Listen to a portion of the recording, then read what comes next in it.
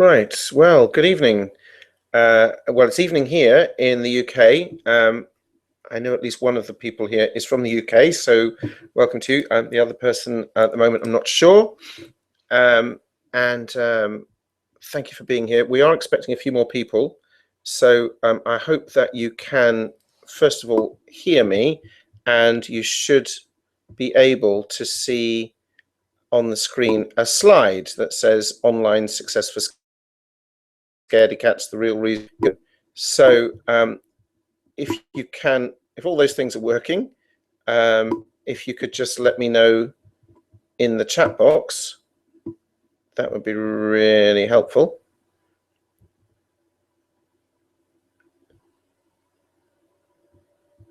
I'm just looking at the chat box, hoping that you can see and hear me. It all looks to be working fine from my end. Hopefully the chat box is working too. I don't think we've got any gremlins today, but I've had glitches with Hangouts before, so I'm just hoping that that all is working fine. Hey, thank you, John. So, and Trevor, thank you very much. Brilliant. Okay, well, look, more people may show up, and we'll sort of try and catch them up as we go along. So, I'm Trevor Emden, and I'm a success coach. I think that's the title that I own these days. And I'm going to take you through what I think is a rather unusual presentation about internet marketing, but from a different angle from the one that you usually see. So as you can see, I've sort of subtitled this "The Real Reason You're Not Making It Online," and I'll do a more formal or introduction about myself in a few minutes. So first of all, just some house rules, make things easier as we go along. I can see the chat box. Most of the time I have to split the screen to see my slides and the chat box. Feel free, please, to type questions if you have questions as we go along, rather than try and hold on to them till the end in case you forget them. But I may not answer you straight away. Obviously, there will be, well, obviously, maybe not obviously, there will be, I will give time for Q&A at the end. We're probably going to go for about a little over an hour and a quarter, something like that. I've got a lot to get through. I'm confident that you'll find it worthwhile. I hope I live up to that confidence. I hope you agree that I live up to that confidence. So let's dive right in. First thing to say is, if I can make my, you see, it's already playing up. There we are. There's nothing for sale here today. So you put your credit cards away. I'm not gonna sell you anything. Although I am going to tell you about a program that I have, but it's not available for sale today. So that's me. I'm Trevor Emden. I live in the beautiful southwest of England, which is rather cloudy and breezy as I speak to you, but that's okay. That's standard. And this is just a little bit about my background and why I'm here today and why I'm talking about this particular subject in this particular way. So my personal journey, not going to bore you with a long sort of autobiography, but I started in my childhood. There were family tragedies, 2 deaths in the family by the time I was 13, one of whom was my mother. And I realized from those very head-on, tragic, powerful experiences that, first of all, that death was pretty inevitable and out of anyone's control, and secondly, that it was my own responsibility to have a happy life. And I couldn't, at that age, and given what had happened to me, see how that was possible, given that life could be snatched away from me or my mother or, you know, people that were important to me. Terrible things could happen. And so I started getting interested at that age in sort of pop psychology, I suppose, that was around then in the 70s. And also I was led, I think, by some of those books to Eastern philosophies, Taoism and Vedanta and Zen Buddhism was very popular in those days as well in the West. And I got some understanding from those, but it was a bit, although it was enjoyable, it was a bit esoteric. It was a bit like, well, how can you have a good life? How can I apply these ideas to modern 20th century Western life, I suppose? And so I began to make a study of it. And in the end, as I reached adulthood, my late teens, early 20s, I trained in psychiatry, became a psychiatric nurse, and then later trained in psychotherapies as a psychotherapist, including something called NLP, which you may or may not have heard of. I'll say a little bit more about that as we go along. If you don't know what it is, don't worry.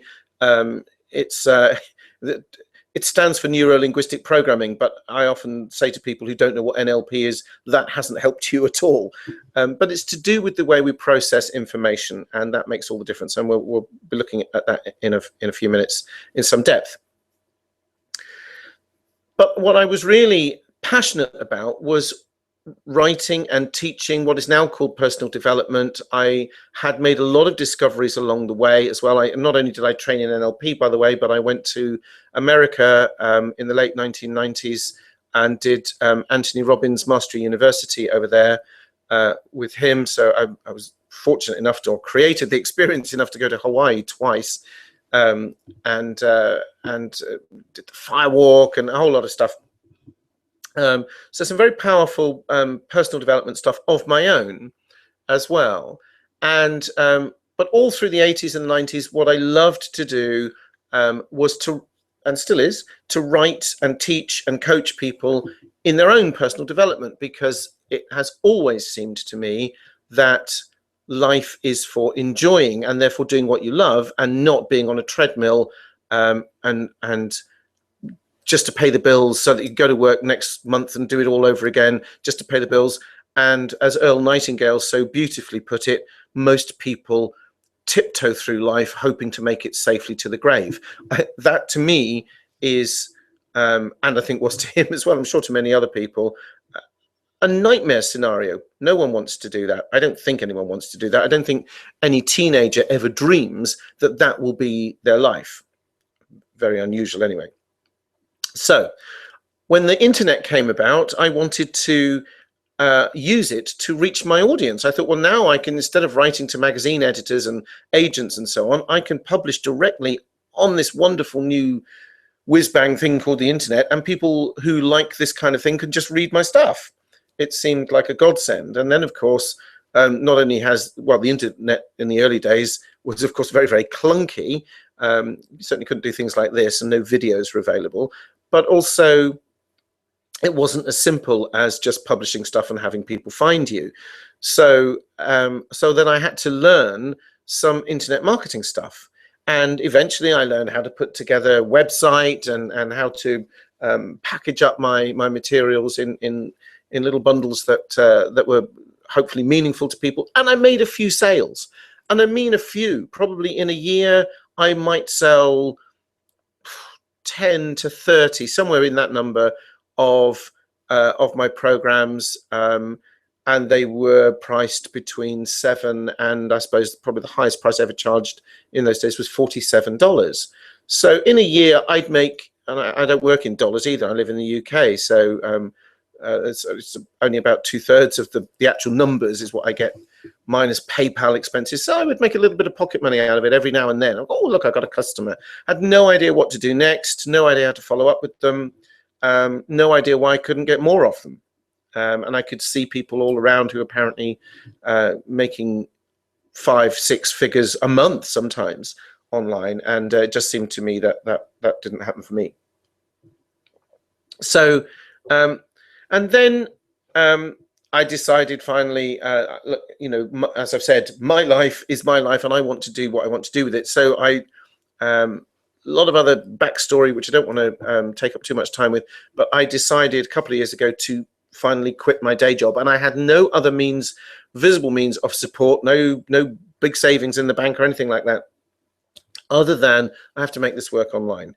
And I was then shown a simple 5-step process for making money online. So, and it worked. I put it into practice and it worked, and that gave me the springboard. And now today, I make money. Well, I'm still living. I'm not making 5 or 6 figures every month, but I'm living off what I do online and paying all the bills, and I'm still here, and we're well into the 2nd year of my not having a day job. So I must be doing something right, and the audience and the income is growing all the time. So let me tell you the 5 steps. Let's do the marketing bit, right? Because that's what people want to know. So you'll find these 5 steps all over the place. You'll have seen them before if you've ever looked at anything to do with internet marketing. And if you haven't and you're seeing them for the first time, then don't be surprised if you see variations on these 5 steps all over the place. It's not a secret. Anyone can do them. So first thing you need to do, and obviously I'm putting these in a real tight nutshell here, but the first thing you need to do is to find some people online with a painful problem. Now, the problem can be anything. It might be how to get rid of a wart on the end of your nose, or it might be how do I find love, or it might be how can I get out of debt, or there are a bazillion problems and sub problems, and they're never going to go away because we're human beings. Hopefully they'll go away for some people, but then there'll be more people with similar problems. So you find some people with a painful problem. Now, I'm going to say a bit more about that in a moment. And then step 2 is you find a way to solve that problem, and then you turn your solution into a product, right? So you might say, well, I don't know the solution to the problem, but you can look it up. Okay, it's Google, YouTube, Facebook, Wikipedia. There are all kinds of knowledge bases out there that are available to us at the touch of a button that has never been so in all of human history before. Step 3, then you let the people in pain know that you have a solution to their problem. And step 4 is you give it to them or you sell it to them. Now, you might say, why would I give it to them? Well, because that's because you're going to sell them something else afterwards. So the giving it to them is one way that you can drive free traffic to it. And we can talk about that in a minute. And then once you've given or sold them the solution, which is a basic package, you then sell some of them, because they won't all want it, your time or advanced coaching of some kind. So you might record a video series or have like live trainings on webinars like this one, once or twice a month, something like that, as a group thing, for example.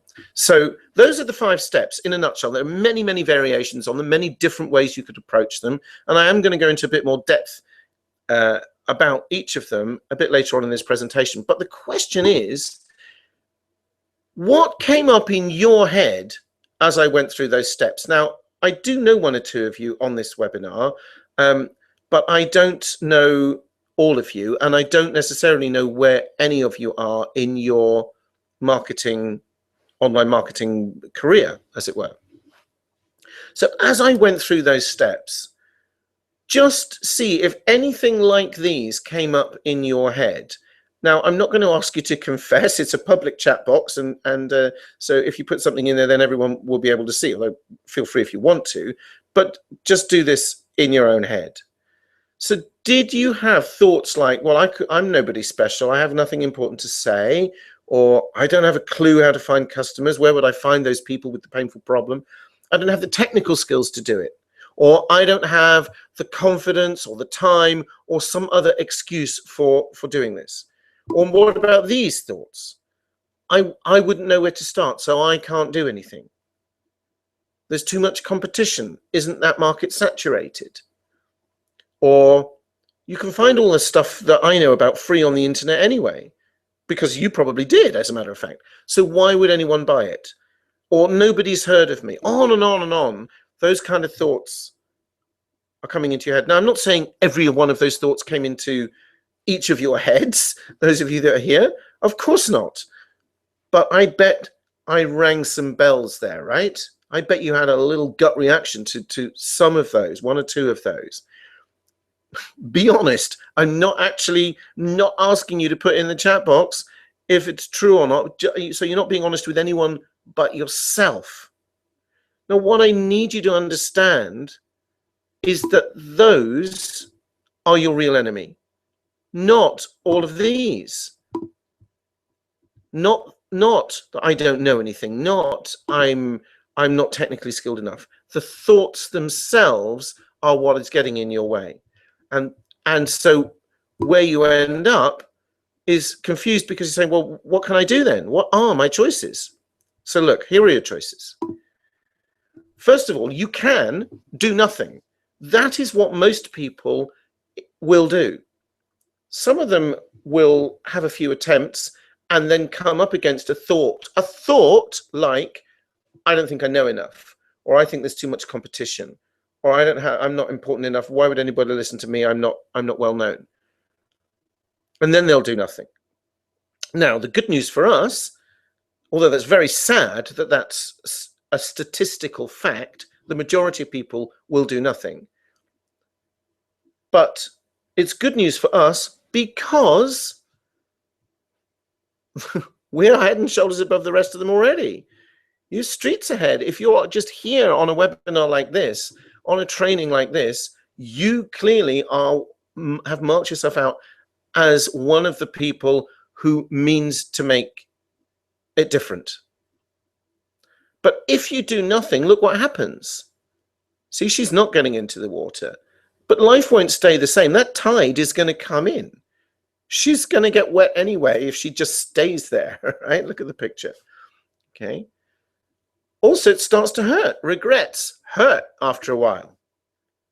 I wish I'd done it. I didn't seize the opportunity. Carpe Diem, Dead Poets Society, if you've seen that film.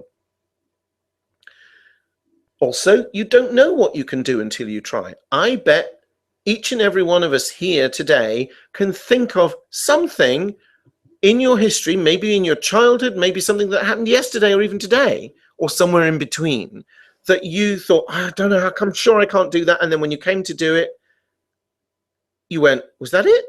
Oh, that wasn't that difficult. Or even if it was difficult, like maybe learning the piano or the guitar or something, which is quite tricky to do it well. But once it comes together, it's like, oh, wow, I can do it.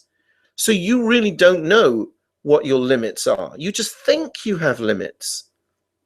And this point at the end, comfort zones become uncomfortable eventually.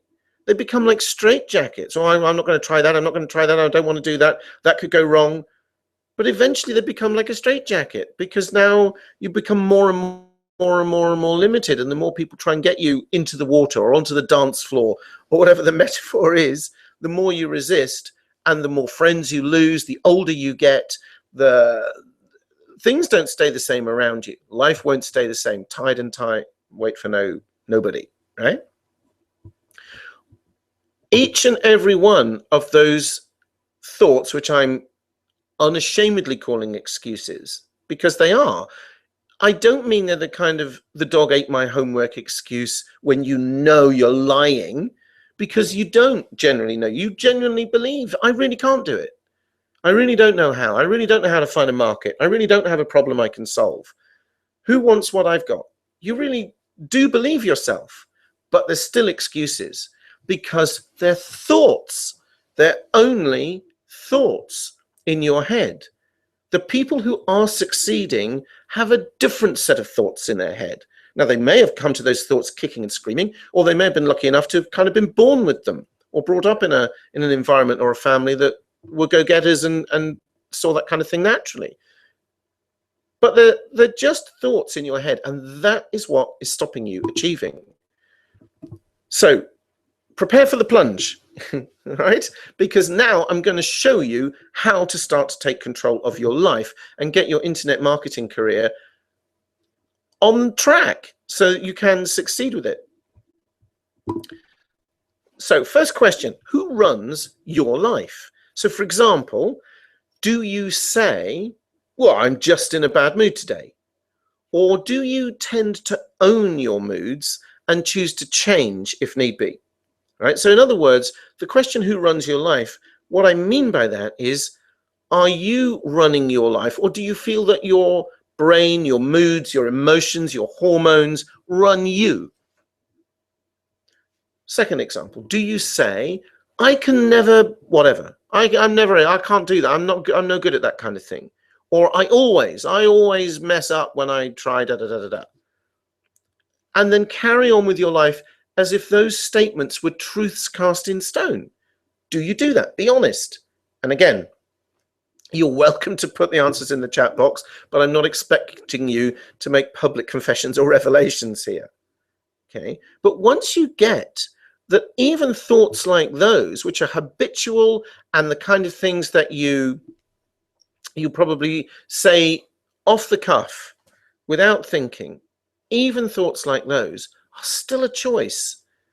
You see, once you get that you can become conscious, you can become aware that your brain is saying things like that to you, and you don't have to accept those messages, they're actually limiting you, then you have a choice. Now, I don't know whether I've just said something that's brand new for you or whether you actually knew that, but I want now for just to put a spotlight on that for a few moments. Did you know you can choose your thoughts? It's a really, really important concept to know, because when you choose your thoughts, you can choose which ones to have. When you change your thoughts, you change how you feel. And when you change the way you feel, you make better choices. And when you make better choices, you shape your destiny, your whole destiny. So let me just give you an example of how this works. Okay, so this is a little NLP example here. Okay, so supposing, this looks very painful, this picture, but supposing you're, you're walking down the street, maybe with some friends, maybe you're dressed up, you're going to dinner, or you're going to a wedding reception or something like that, and you slip on a banana skin, and you don't hurt yourself. Well, this guy looks as though he would have done himself some damage, I have to say. But you don't hurt yourself, but you do feel embarrassed, let's just say. And so as you get up and brush yourself down, you say to your companions, I expect one day I'll look back on this and laugh. And so the question that has to be asked is, why would you wait? That's the NLP question. If you know that you can review that incident differently inside your own head, so that the way you just view it now makes you feel embarrassed, and the way you will be able to view it at some future time will make you feel amused. Why don't you feel amused now? Why don't you just change it now? Because actually all you will do is literally, quite literally, change the way you view the little movie inside your head. And the clue might well be in the words you said. One day I'll look back on this and laugh. Now, if you study NLP, you'll know that NLP practitioners pick up on that kind of thing very quickly. And so if I were doing NLP with somebody in that situation, I would say, try viewing the memory of the incident of slipping on the banana skin right now as if you were looking back on you doing it. So like turn your head over your shoulder. I'm doing it into the microphone as I'm talking to you. How stupid is that? But do you see what I mean? And see if it changes the way you feel, because it will. You can change the colors, you can change the brightness, you can have Bugs Bunny run across the screen inside your head if you want to. You are in control of what goes on inside your head, not what goes on inside your head controlling you. So it's becoming aware of that. Fear is a choice. Remember I said all these excuses are fear-based. They are. What are you afraid of? You're afraid of things like, what if it all goes wrong? Well, that's a reasonable question until you consider that the chances of it all going wrong are very slim, because you're still here. Do you realize the odds against your being born are billions to 1? You were the sperm that won the race. Okay? Not only that, but hundreds of thousands, millions and millions of things have happened to you in your lifetime, however long you've been here so far, that are incredible. And you're still here. You've survived against the odds. Life isn't supposed to happen. entropy is supposed to happen. If you know anything about that sort of side of science, things are supposed to fall apart. Scientists understand why things fall apart. If you make a cup of tea and leave it, it will go cold. But you can't leave a cold cup of tea to go hot on its own. You have to apply energy to that. And nobody really understands why things come together. We know why they fall apart, but we don't know why they come together, because it's the nature of things to fall apart. Right? So I know I'm getting a bit deep here, but what I'm trying to get you to see is most things are actually all right. Most things work out most of the time, despite the odds. So why don't you ask yourself, what if I try this and it all works out? What if it all goes right? You see, fear is something that we culturally have indoctrinated into us. And then we continue the culture, probably indoctrinate it into ourselves, and then probably do it to our own poor unsuspecting kids.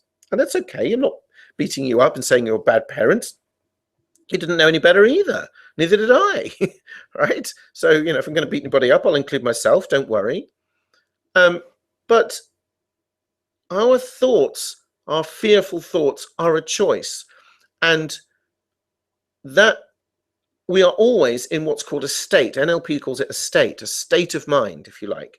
And that state, which is, and I'm looking here specifically at a fear state, has these three elements to it. The beliefs that you have around whatever the issue is, what you say to yourself inside your head, and what you do with your body, the way you express it physiologically. Okay, all emotions have a physiology with them. Look at this little guy, right? He's a cartoon, but you can tell from his body language what he's feeling. That's why I put him there.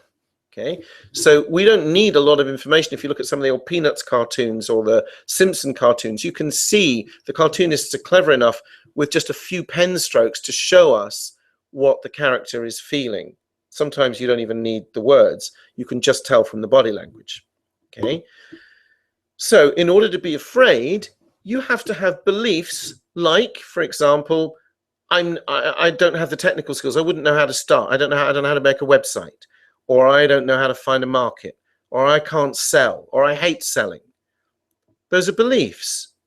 Well, do you want to be a success online or not? If you do, then you get conscious of those beliefs and you say to yourself, you know what? I need to change that one. Okay.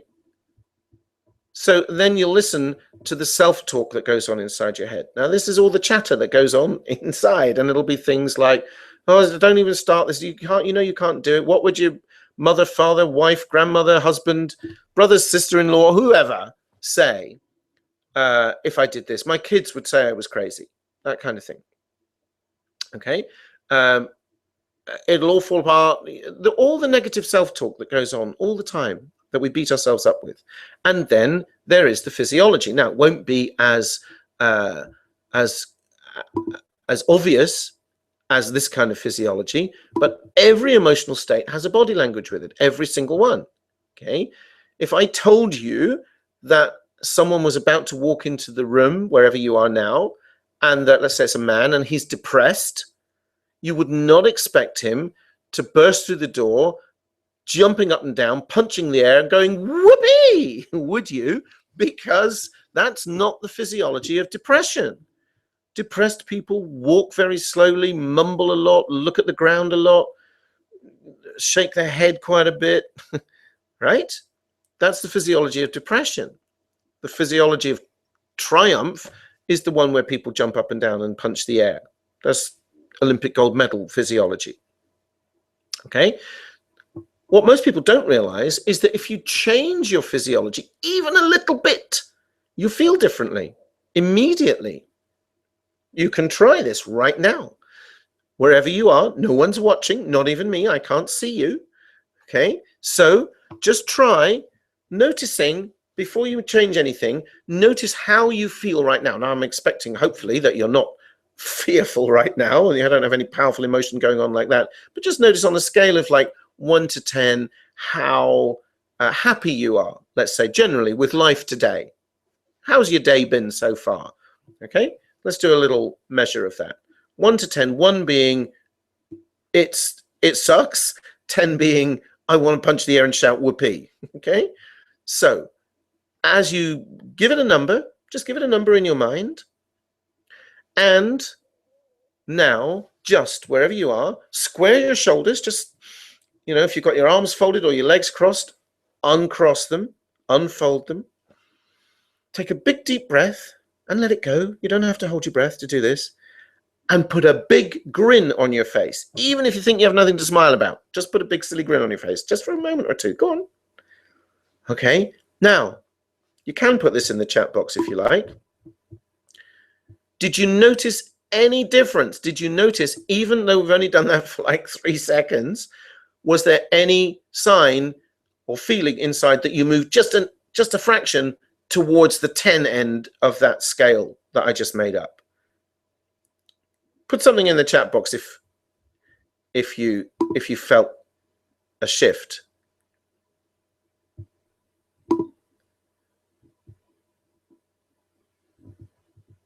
Okay, I'm not sure if anybody's going to actually do that, so I'm going to keep going. But what I want you to get is that you have the power instantly to change the way you feel. Instantly. You do not have to succumb to negative beliefs or negative self-talk. Now, there are other more powerful things that you can do as well to change your state, but changing your physiology is fast and always available. And by the way, yes, you'll snap back again into the old state a second or two later because you need to condition it in. It doesn't hold just by doing what we did, although it can do.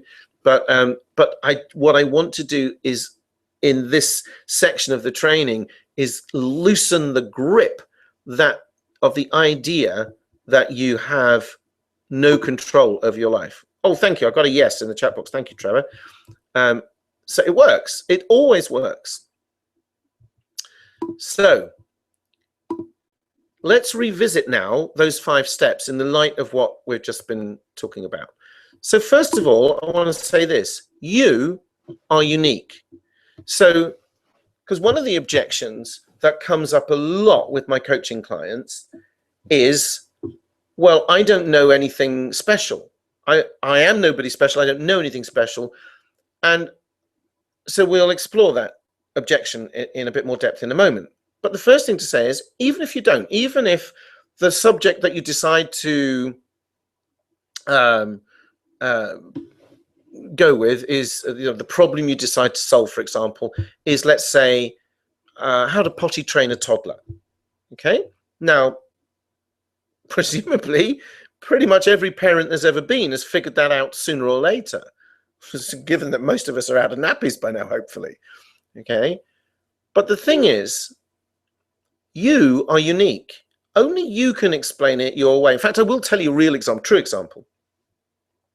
Years ago, I taught an adult evening class in public speaking, and one of the ladies, participants who was there, her job was writing recipe columns for women's magazines. So, okay, that was her job. She got paid quite well for it, I believe. Okay, so she had to give a talk, which is why she'd come on my class. And she was scared of public speaking. She didn't have the confidence to do it. And I remember one conversation, which I think was a turning point for both of us that particular evening. She was saying in the class the kind of thing, I can't do it. I've got nothing special to say. And I said, I think her name was Pam. And I said, Pam, I'll tell you what, I said, I reckon I'm no chef, but I reckon I know how to make an omelette. So she says, okay. So I said, right. So if I make an omelette, I could write down the steps for making an omelette. I know how to break eggs and add ingredients and stuff and make an omelette. Put the pan on, put the oil in the pan and so on. So I said, if I wrote down those steps and submitted my omelette recipe to one of the magazines that you write for, do you think the editor would publish my omelette recipe? And she said no. And I said, I agree with you. Why not? And we explored that a little, and it very quickly came to her that the reason would be because the way I would write it would not be very interesting. I said, exactly. It's you that has the passion for writing recipes. I like food. I quite like cooking some food as well, but I really have no desire to write recipes. So I would have no passion for it. But you, Pam, you do, I said. And that lit her up. The light bulbs went on. The subject that she had to deliver, I remember, was the history of puddings. And I confess to you that because we did little role plays in that class, that I knew that when her turn was coming, I probably wouldn't be very interested in the history of puddings. And actually, when she stood up and spoke to the class, I didn't want her to stop. It was fascinating. It was amazing. And she was brilliant. Because only she could talk about it her way. Only you can say what you need to say. So if you say, oh, well, it's all available free on the internet. Yes, it is. Go and find it. If it is, not everything is, but a lot of stuff is. Go and find it, curate it, put it together, write it down or record it or make a video about it or whatever in your way and your words, and say how you found it, how you did it, and maybe, you know, well, I think step 3 needs to come before step 2. Now I switched them around and I got this result. But even if you do it exactly the way it says, the fact that you put it together, no one will do it or say it or express it like you. There's 7 billion people apparently around on this planet right now, and there's only one you. So start enjoying your uniqueness, because that's what makes the product sizzle. I'm not the first person, and definitely not the only person, to show you those 5 steps of how to make money online. But I'm the only one that's put them together in this particular way, in this particular context, because I'm me, right? Also, it's okay for not everyone to like you. You know what? I'm doing my best here. Now, if you go away from this training and someone says to you, oh, you went on Trevor Emden's training, how was it? And you say, oh, it's not very good. I don't like the way he talks. I don't like his English accent. I don't like his slides, whatever. That's fine. I'm sorry, but it's fine. It's your opinion. Not everyone's going to like me. 7 billion people out there. I would like to think that all of them would like me. The truth is, I'm never going to meet most of them. And those that I do, well, there's always going to be a handful that are not, we're just not going to gel. Okay? I do my best to be liked, and I come from my integrity. I'm teaching this stuff because I know it makes a difference. It made a difference to me, and I've taught a lot of my coaching clients how to use it as well, and I know it makes a difference to them. So I'm confident with the material, and I'm confident presenting it. But that doesn't mean you have to like my style. So don't worry about that. When you present your material, what if I get rejected? Well, there's be another one along in a minute who's going to love you. And what if they've seen it before? They haven't seen it before by you. So come from your integrity. And the intention behind whatever you do should be to make others' lives better. Otherwise, no point in doing it. Not how much money can I get from them. I ask this question in a lot of my live seminars as well. Who are this one? Let's put this in the chat box. Who do you think are, as a group, the highest paid people in the world? As a group, I don't want individual names. As a group, for example, do you think it's politicians? Is it doctors? Is it nurses? Who are the highest paid people in the world? Just take a moment. Put that in the chat box. I'm just going to click over to the chat box. See if I can get you to answer me. Who do you think? Have a guess. Who are the highest paid group of people in the world?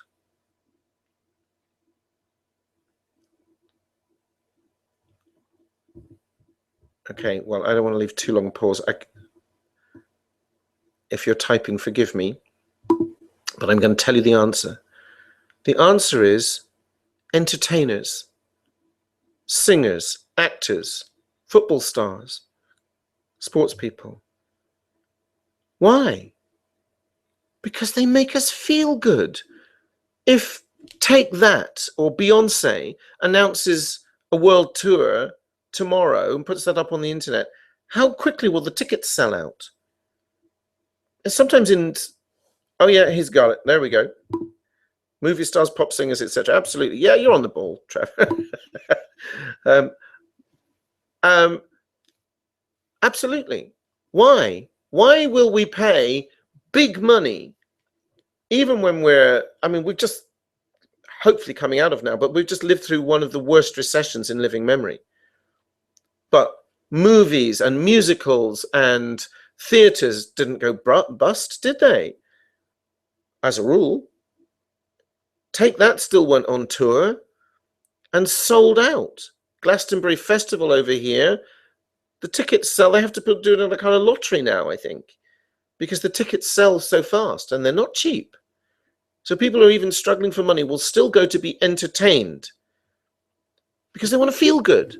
Now, I'm not saying we all should be entertainers, although that's one idea, and hopefully the way we put things across should be a little entertaining. I mean, Dali here certainly had that eccentricity element to his character. But when you make people feel better, they're going to pay you anyway. They want to be part of that. They want more of what you have to give because of the way you present it. It's the way you do it. So then people say to me, but I don't know anything. Of course you do. I bet if I could get your best friend on the phone right now and say, look, Joe is on my call, on my training, and he says he doesn't know anything. And I bet your best friend would go, well, hang on a minute. When I'm struggling with such and such an issue, Joe's the first person I call. All right. What do you know? How to fix a plumbing problem? How to save a floundering marriage? How to get kids to stop having a tantrum? How to help your teenager get through an interview for university or a job? I bet you know tons of stuff. You just don't think you do, because to you it's like, well, everybody knows that. No, they don't. No, they don't. What have you ever looked up online, by the way? Okay. Oh, yeah, that's how to do that. But you never think of it the other way around. You know stuff, but you've never posted it online because you don't think it's important, because you don't think you're important, right? Ever lost weight? Ever got fit? Ever achieved something physically that you didn't think you could do? People want to know. People want to know. Changed your diet. Stop taking sugar in your coffee. There are people out there who want to know. Money matters. How to save it, how to invest it, how to get out of debt, how to deal with a creditor that won't leave you alone and make them go away. Millions of things. Personal success or achievement. Endless, that one. That's the market that I'm in, obviously. I think I made that fairly clear by now. But what have you achieved? It could be anything. It could be learning to drive, learning to swim, something against the odds. You won the egg and spoon race at school. I don't know. But you know far more than you believe, because you don't think you're special. Because to you, the things that you know how to do, maybe you can tie your fingers in a funny knot. But things that you know how to do are obvious to you. But when someone else comes along and goes, how do you do that? That's amazing, the way you make tea taste like this. Actually, I said that as a kind of throwaway line, but actually that's true. There's a little cafe in the town where we live, and the guy who owns it and runs it has won so many awards. It's just a little tea room. Tea, coffee, cakes. It's a real English tea room. And I remember buying a pot of Earl Grey tea from him once, and it was the most delicious Earl Grey tea I've ever tasted in my life. And I said to him, where do you get this tea? They said, oh, supermarket. I said, oh, any particular brand? Yeah, their own brand. I said, well, I buy that brand. My tea doesn't taste like this. Oh, well, so you have to know how to match it to the water. Now, he knows, I don't know what he means. He knows how to match the actual tea leaf to the water in some way. But the tea tasted incredible, believe me. I don't think he's put that secret online, but if he did, there'd be a lot of tea drinkers who would like to know how to do it. Do you see what I mean? Are you beginning to see it's you that's the commodity? The knowledge is something you should have a passion for, something you should have some love for, but you will. You've already solved a lot of stuff that other people would love to know. How do you do that? So believe in yourself, reverse engineer some little problem, and now you're on your way. I always say be a dog with a bone. So, you know, when you're actually doing the research, once you've decided, oh, let's try that then, find the pain point questions on forums and in Facebook groups. Like, you know, what is it about this topic? Let's say it's toddler taming, for example. I don't know why I keep coming to that one. I don't have a toddler. But let's say it's that, right? And so there'll be loads of groups and parents talking about that. Find the questions that they ask over and over again and see what you can come up with.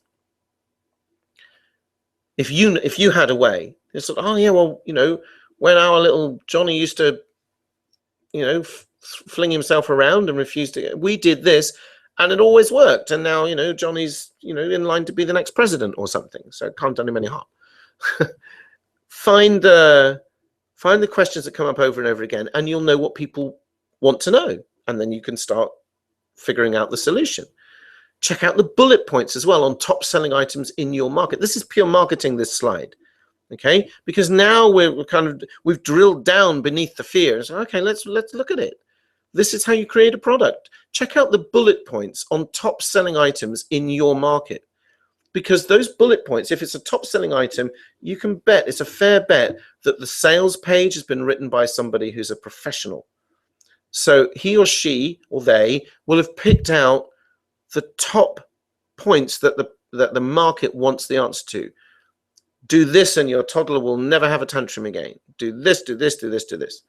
You'll learn, you'll discover those things. Those are the things, if you can answer those questions too, yes, it's all right to have competitors. It means there's a market. You know where the best place to open a restaurant is? Next to another restaurant. Right? That's where people go when they're looking for food to eat.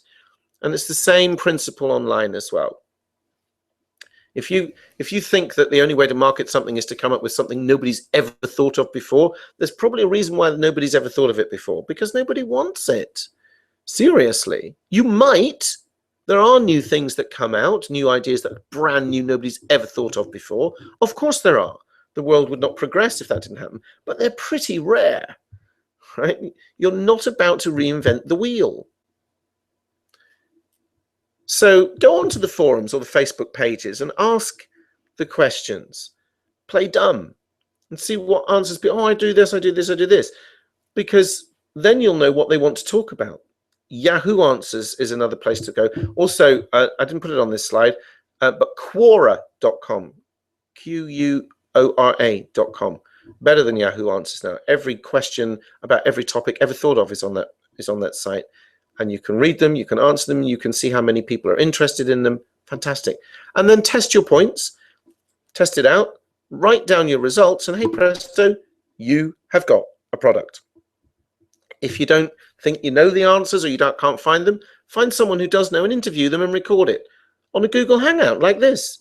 Well, this is based on a Google Hangout, but you can just do a Hangout with one person and it turns into a video. Get their permission, share the money.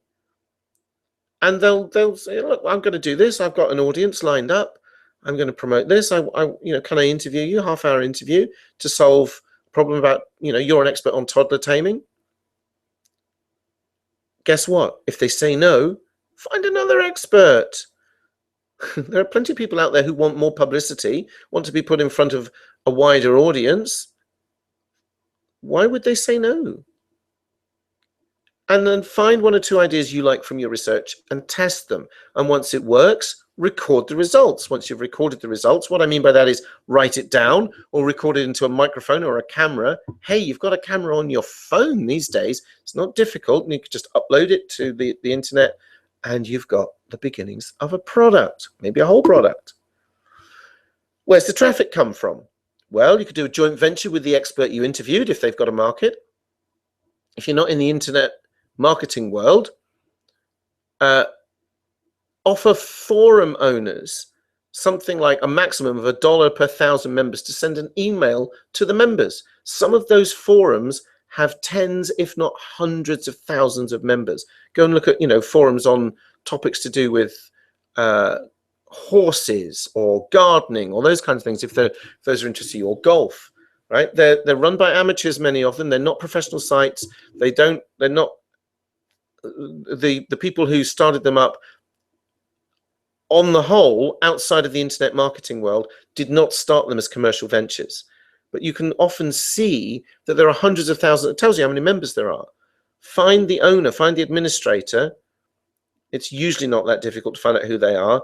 And then you find them on Facebook or find their email address somewhere and send them a message and say, look, I love your forum, because the administrator can email all of the members. Talk to them about it. Now, it's sometimes a delicate conversation because the forum owner doesn't want to sell to the members. They're not there for that. But there are ways of phrasing your question and also the email that goes out so that they don't feel under any pressure to buy. But that's a diplomatic conversation you can potentially have. Another place you can get traffic, buy or revenue share on Opti pages. Opti pages are other people's thank you pages. How often have you bought a product online or signed up for someone's mailing list, probably to get a product or something, and when you sign up, you click the button and it says thank you, your subscription is processed or something, and there's nothing else on the page. Check your email, it says something like that. Well, if you put a little banner or a little advert that's relevant to that market on that page and said to the owner of that page, look, you're getting traffic, why don't we both make some money out of it? And you can either say to them, I'll pay you X dollars, pounds, whatever currency you're working, but dollars generally on the internet, a month to have it there and find out how much traffic they're getting. Or how about we make it an affiliate link? I'll put it up on JVZoo or a ClickBank or something as an affiliate program. And don't worry if you don't know what that is. We're not going to go into that today, but those are free and easy to do. And then you get an affiliate link. And so that anytime any of that person's visitors clicks on that link from that banner, you both get a share of the money. You can find these mailing lists as well by typing in to Google these strings. So it looks complicated, but it's really not. Aweber and GetResponse are the two biggest autoresponder services on the internet. So they have millions and millions of mailing lists between them. Okay, so if you're, so let's go back to my toddler taming example. So you would type in site:/forms.aweber.com plus, actually put the plus sign in, toddler taming or toddler tantrums or whatever your keyword is. And then you will find the mailing lists of people who have got that keyword on their website. So join the mailing, just sign up, use a different email address. Otherwise you'll get loads of do this a lot and you'll end up with an inbox full of unwanted emails. When you get the email, reply to the person who sent it, because that's the list owner. Say, hey, I really like your stuff, what you're doing. If you do, don't BS them. You can do the same thing with GetResponse, but the format of the string is slightly different. So I don't know why. You just miss out the forms dot in that one. So it's site getresponse:/getresponse.com plus sign and then your keyword, and you'll get the same thing for GetResponse. You're never going to run out of people to help you bring in the traffic. So I'm giving you some golden marketing tips here as well. So I hope you're appreciating the blending of the two issues here today. So be an alchemist, turn your knowledge into gold. Test your new knowledge if it's new. Keep a record of your experience by making videos or notes about it, and then teach it. Google Hangouts are changing the face of the internet again, because you can have an unlimited number of people on a Hangout for free. They do glitch a bit sometimes. They do have their bugs, but hey, they're free, right? So you can, it's like having your own TV broadcasting station. This has never been possible in all of human history before. We're living in a golden era. You can now broadcast to the world if you want to. Now, you won't get the world because that's 7 billion people, but you will get some interested parents, just like I've got some people here today who are interested to know the real reasons why people aren't succeeding online. I assume that's why you turned up, folks. Thank you very much. Okay, so, you know, put a few notices out, put a couple of Facebook ads out, and people show up. Thank you. I appreciate that. And hopefully it's a two-way street. Become the sorcerer, not the apprentice. So when you're trying something out, like this is how I solved the problem, sell the journey. You record it. You make it the case study. This is the how I made it story. There's an old adage in marketing: facts tell, but stories sell. If you, one of the oldest, but one of the most famous adverts, been around since I think the 1950s or maybe before, said the headline was something like, and I'm doing this from pure memory, I don't have it written down, but it was something like, "They all laughed when I sat down at the piano, but when I began to play ... Now that sold a piano course. I don't know how many it sold, but that advert ran for years and years and years, because the headline is a story. It's telling a story about a person is apparently writing that story. Hey, you'll never guess what. They all thought I couldn't play the piano, but when I sat down, what happened then? How did you do that? Don't even know who the person is. But that advert is one of the most famous of all time.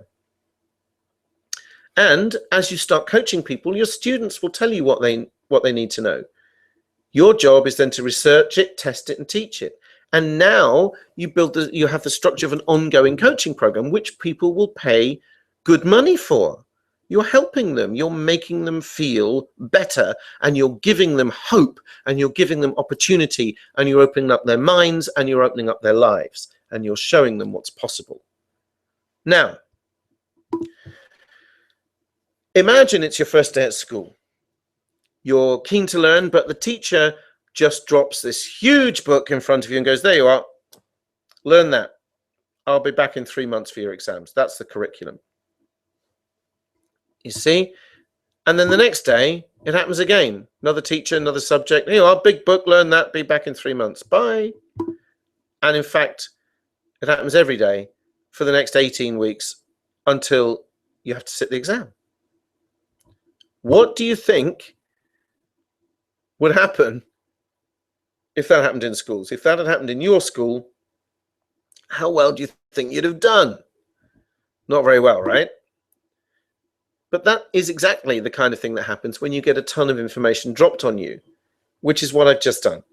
Now, the risk is that you'll go to the next webinar or the next training of some kind or the next shiny object and just say, "Oh, well, you know, yeah, that was really good. What I learned from Trevor Emdin, that's really helpful." And then you just move on. Life will go on. When we wrap this up in the next 20 minutes or so, life will go on. And then you end up trying to make sense of it all because you've got my information and somebody else's information, another shiny object, someone else's training, and then your head's just full of muddle.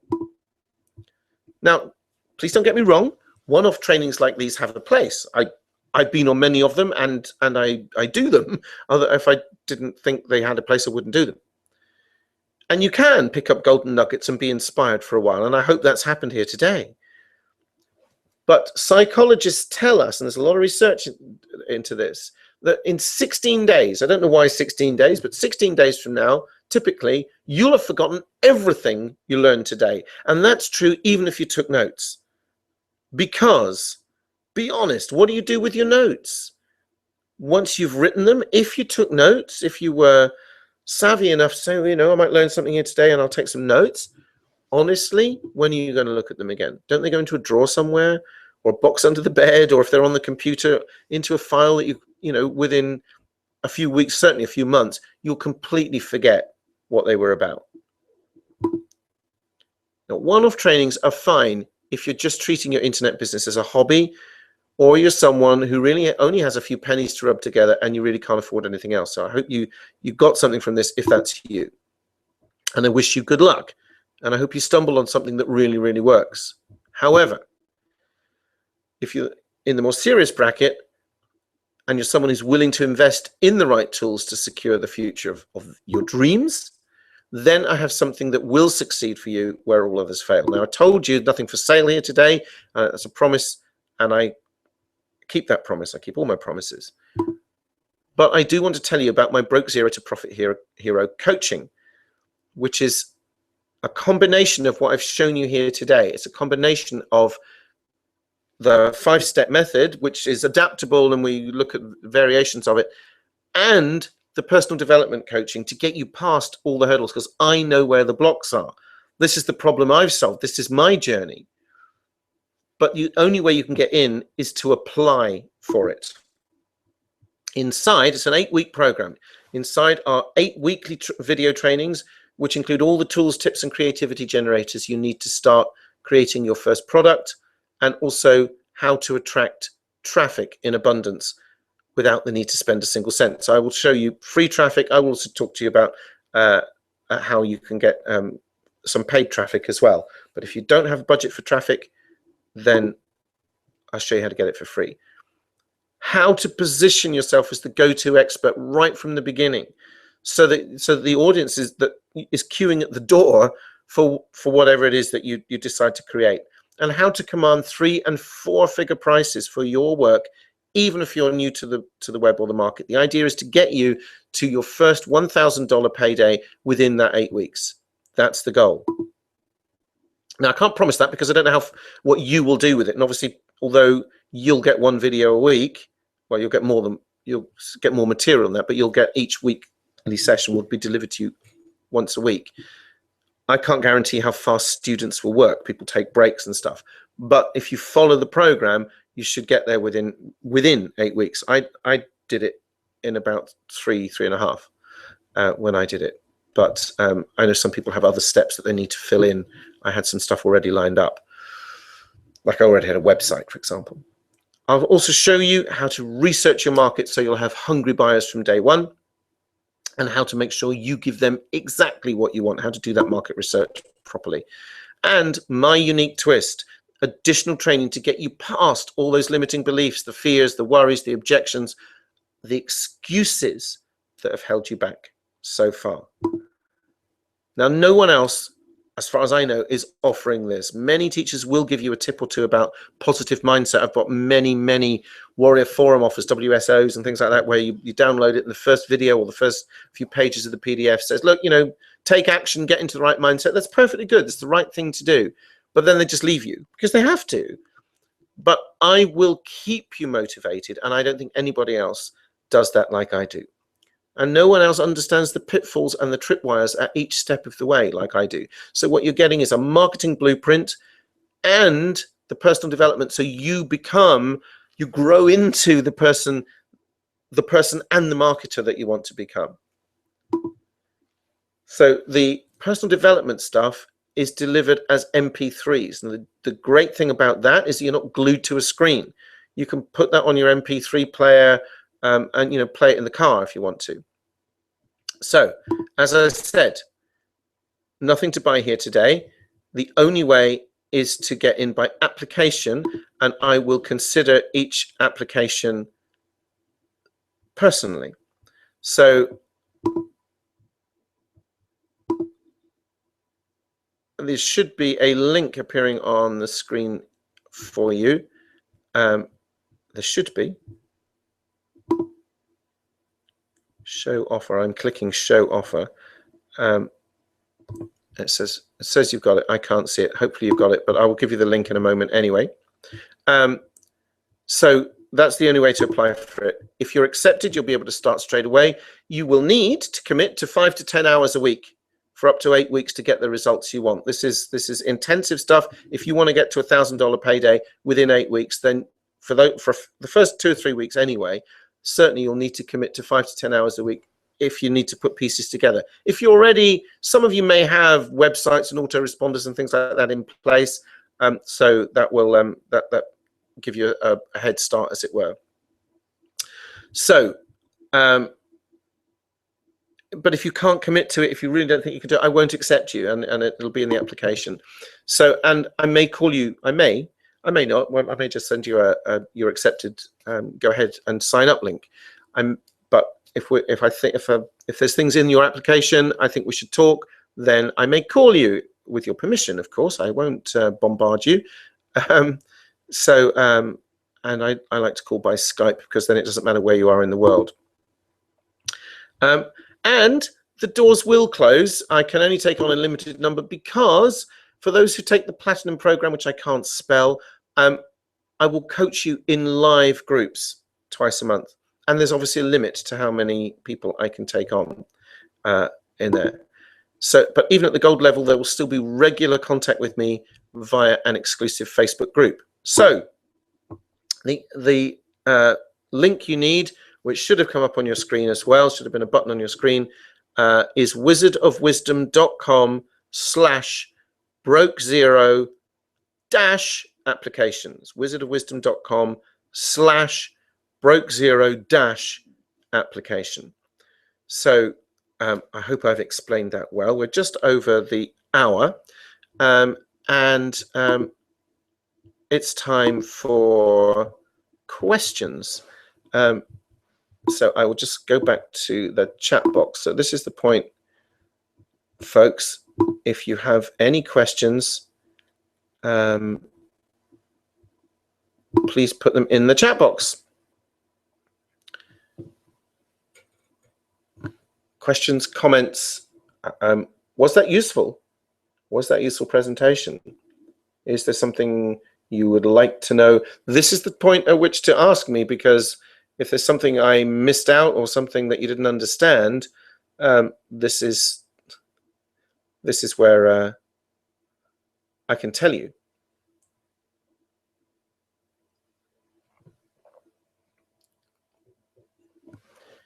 So you're all very quiet. Hopefully you're quiet, because if you're quiet, it's because you're going to wizardofwisdom.com/broke0-application to fill out the application form. But otherwise, any questions? Anything you'd like me to clarify, go over again, something I didn't cover? I've either done a really good job, or I've stunned you into silence. Because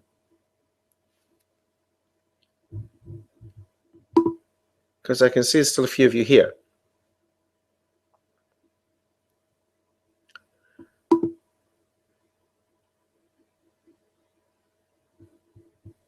Okay, well, I want to be respectful of people's time, so there's nothing coming up in the chat box at the moment, so I'm hoping I'm not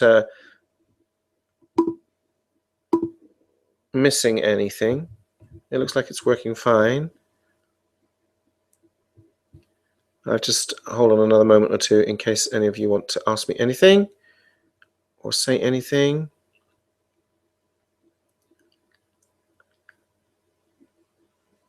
Okay. Right, well, folks, what does remain for me to say then is thank you very much. I do appreciate that, you know, taking up your time. So I hope it's been useful presentation, and you're very welcome. Thank you, and you got something from it, hopefully. So thanks again. If you want to, well, please go ahead and apply for that. If you broke zero to profit hero coaching, wizardofwisdom.com/broke0-application will get you there. And whether our paths cross in there or somewhere else, thank you very much. Once again, my website's wizardofwisdom.com, and I am going to wrap this up. Bye for now.